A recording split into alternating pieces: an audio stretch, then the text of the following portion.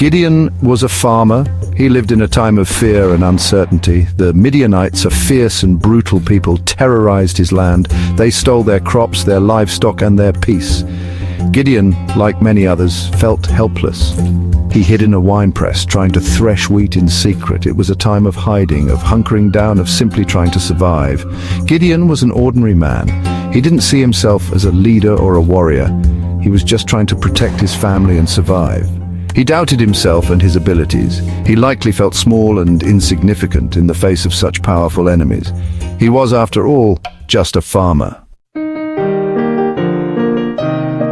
The land of Israel was in turmoil. For 7 long years, the Midianites had oppressed them. They were like locusts, descending upon the land and devouring everything in sight. The Israelites were driven from their homes, forced to live in caves and mountain strongholds. Fear was a constant companion. The people cried out to God for deliverance. They had forgotten their God, straying from his path. Now, in their desperation, they remembered their true source of strength. They longed for a savior, someone to break the chains of oppression and lead them back to peace. As Gideon threshed his wheat in the darkness of the winepress, he heard a voice. It was the voice of God, speaking directly to him. "The Lord is with you, mighty warrior," the voice said. Gideon was taken aback. A mighty warrior? He felt anything but mighty. He questioned God, expressing his doubts and fears. "How can I save Israel?" he asked. "My clan is the weakest in Manasseh, and I am the least in my family." God's response was simple yet profound. "Go in the strength you have," he said, "for I will be with you." God promised to be with Gideon, to guide him and give him victory. It was a promise that transcended Gideon's own strength. It was a promise that spoke of divine empowerment. Gideon, though encouraged, still struggled with doubt. He asked God for a sign, a physical manifestation of his promise. He laid out a fleece on the threshing floor, asking God to make the fleece wet with dew while the ground remained dry. God, in his infinite grace, granted his request. The next morning, Gideon, still unsure, asked for another sign. This time he asked for the fleece to be dry while the ground around it was wet with dew. Again, God honored his request. The fleece was dry and the ground was wet. Gideon finally believed. Section 5. An army assembled, then reduced. With his faith ignited, Gideon rallied the Israelites to fight. Men from different tribes responded to the call, eager to break free from Midianite oppression. An army of over 30,000 assembled, ready to face the enemy. But God had a plan to demonstrate his power in a way no one could deny. He instructed Gideon to reduce the size of his army. First, those who were afraid were sent home.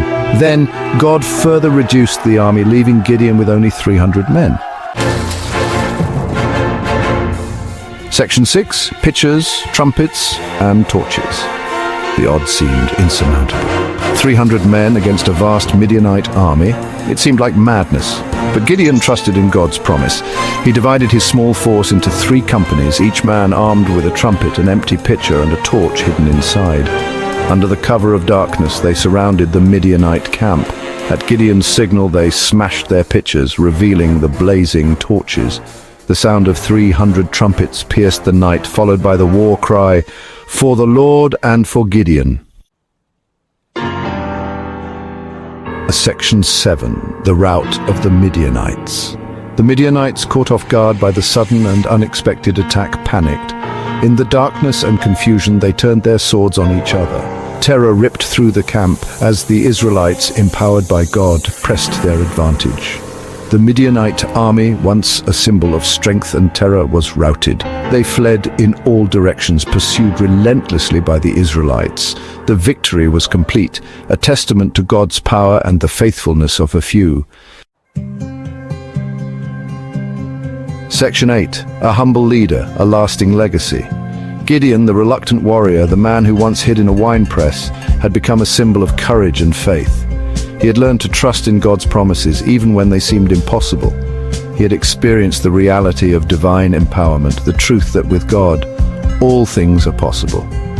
Gideon's story is a timeless reminder that God can use anyone, even the most ordinary and unlikely individuals, to accomplish extraordinary things. It teaches us that true strength comes not from our own abilities, but from our willingness to surrender to God's plan and trust in his power. Section 9, Finding Your Own Fleece. We all face giants in our lives. They may not be literal giants, but they are challenges and obstacles that seem insurmountable.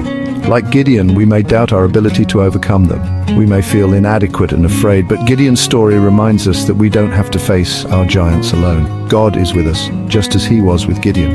He is ready to empower us, to give us the strength and courage we need to overcome any obstacle. All we need to do is ask to lay out our fleece and trust in his promise to provide.